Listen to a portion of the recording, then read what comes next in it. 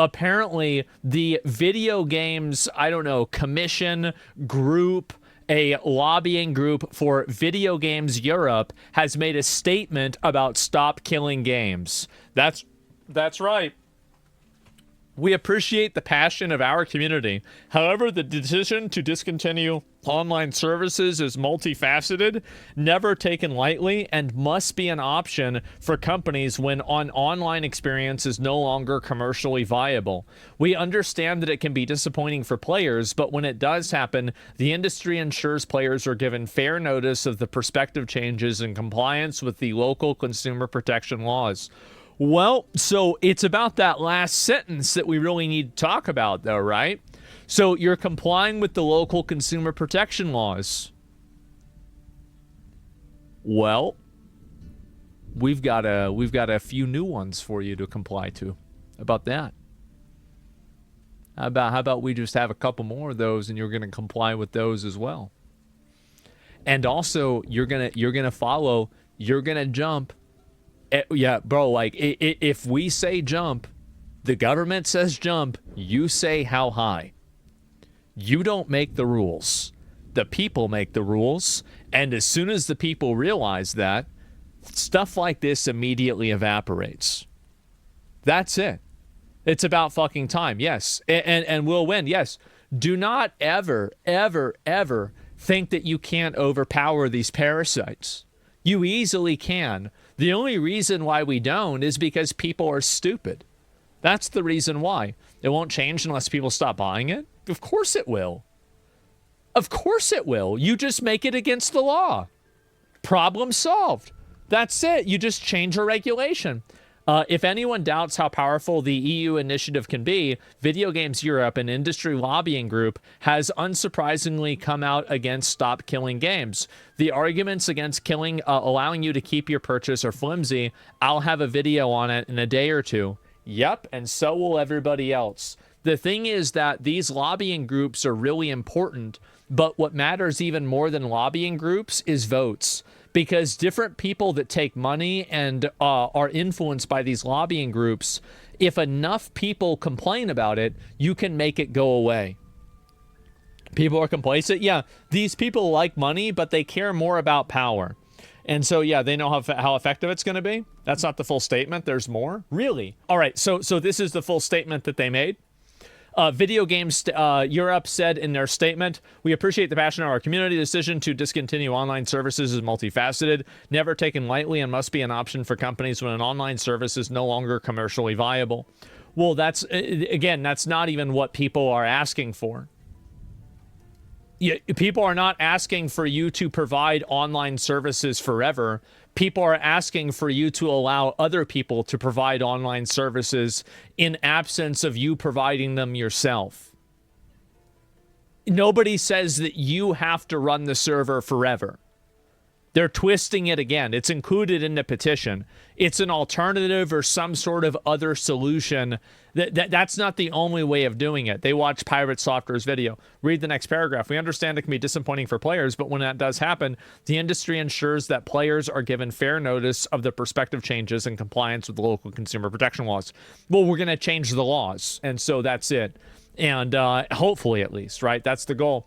Private servers are not always a viable option for players, as the protections we put in place to secure players' data, remove illegal content, and combat unsafe community content would not exist and would have rights holders liable. No, it wouldn't. No, it wouldn't. Absolutely not. You don't have to regulate the entire internet. You don't have to do that. It's not your stuff. It's not your issue. If somebody else takes your content and they turn it into something else, you're not legally liable for that.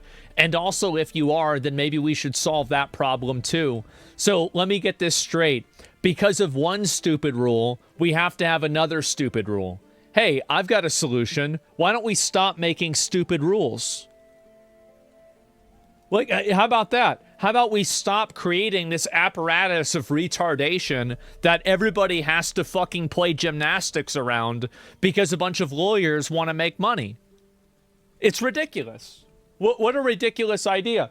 And in addition, many titles are designed from the ground up to be online only. In effect, these proposals would curtail developer choice by making these video games prohibitively expensive to create. No, it's just that you have to provide an option for players to be able to play peer-to-peer. There is no reason why players can't play peer-to-peer.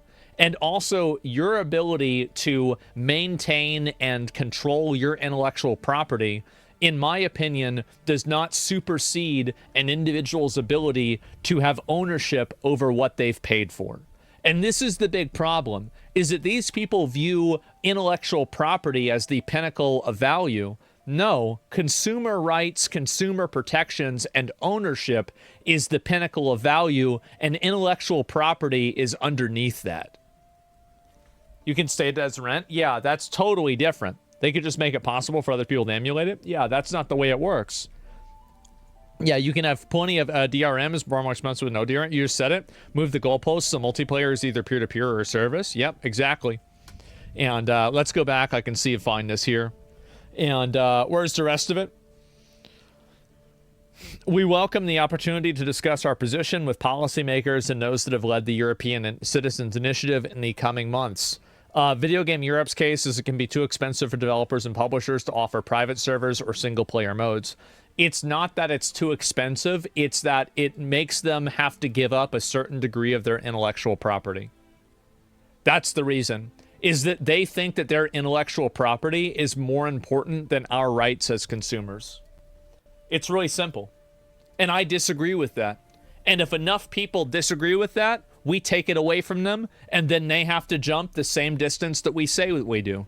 So don't ever give these people an inch. They don't give a fuck about you. They don't care about any of this stuff. They don't care about the integrity of the games. They don't care about the legality of this. They don't care about anything other than maintaining a complete stranglehold over this, and doing so through the ability of them to exercise their connections and money and resources inside of the government. Never give a fucking inch. And so no, absolutely not. Yes, if we can get enough people together, we can make them do what we want. That's right. It's that simple. Not even about the game? Yep. Let's make them do what we want. And if they want to cry and complain about it, go ahead. Stop making the games. But you won't stop making the games because that's the way you make money. And you'll easily fit and you will easily acclimate to this just like you acclimate to everything else. Because you're a business, and every business has to meet the market demands at the point that they want.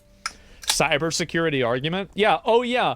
Oh yeah, let's go ahead and let's hear the cybersecurity argument from Sony.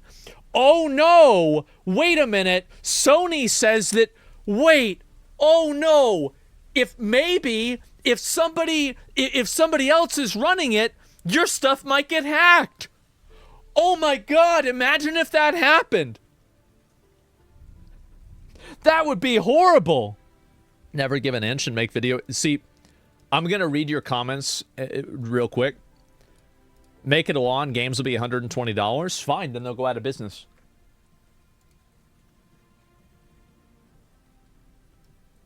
If you can't make a product at a cost that meets the initiative and the demand of a consumer, then you go out of business. That's what happens.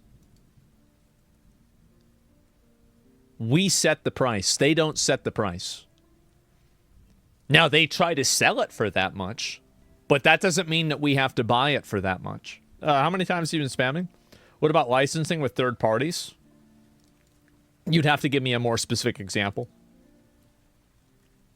Yeah, you'd really have to give me a more specific example about that. And also, by the way, this is my general opinion about intellectual copyright. I think it's way too overreaching and it's way too strong and it's overpowered and it needs a rebalancing. It's way too overpowered in favor of companies, and individual users and people that own, media need to have more rights in general. So I don't really give a fuck about third-party licenses and, oh my God, somebody's using my character or something like that. Then don't put it in the game. Back-end services typically have tons of third-party products that you use for licensing fees. Too bad. Why would I care about that as a consumer? Nothing about that justifies taking away the product that I paid for as a consumer. Your business licensing problems have nothing to do with my rights as a consumer. That's not my problem. Your problem is licensing, not mine. The rules are retarded? Yeah. You didn't pay for it? Needs to read what you pay for? Well, I mean, then we redefine what paying for something means. You really went soft on Pirate Software? His arguments are very similar to the article that you read. Well, I've already addressed that. I already talked about all of the arguments. I already said it in general. And also, the reason why I went soft on Pirate Software is because Pirate Software has no power or influence, but this company and this initiative and lobbying group does.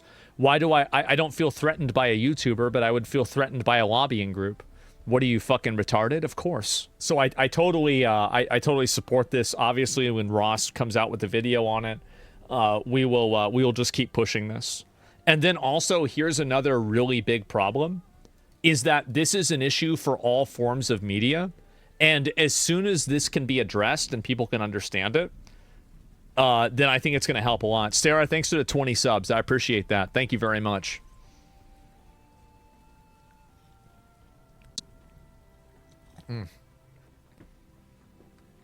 Why weren't licenses an issue in the past when single-player games were offline?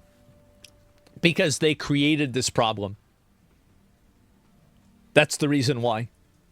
They created this problem in order to justify doing things that were unfriendly to consumers. That's the reason why. They invented the problem, and now they say, well, we've created this issue, and now you have to exist inside of the confines of these issues. No, it's an artificial problem. Never accept the premises of somebody that's acting disingenuous.